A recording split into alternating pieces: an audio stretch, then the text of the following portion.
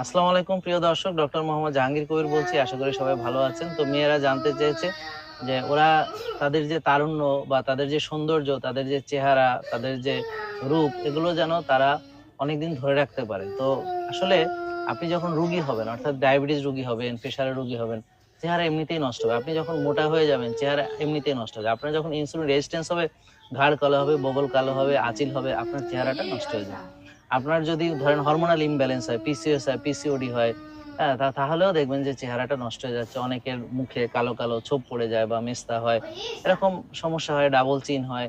তো দেখতে ভালো লাগে না। কারণ আসলে ফিগারটা নষ্ট হলে তো কারো ভালো লাগে না। তো আমি সংক্ষেপে বলছি, আসলে আপনারা যদি সুস্থ থাকেন তাহলেই দেখবেন আপনাদেরকে সুন্দর লাগবে। তো অনেকে আবার এটা ঢাকার জন্যে বিভিন্ন কেমিক্যাল ব্যবহার করে। তো জানেন তো কেমিক্যাল ব্যবহার করলে ইন দ্যা লং রান ক্ষতি হবে। আপনারা মেকআপ করছেন বা অনেক মেকআপ আর্টিস্ট দ্বারা আপনারা ইনফ্লুয়েন্সড, কিন্তু আমার কথা হলো যে হ্যাঁ, আপনি হয়তো মাঝে, মাঝে করলেন,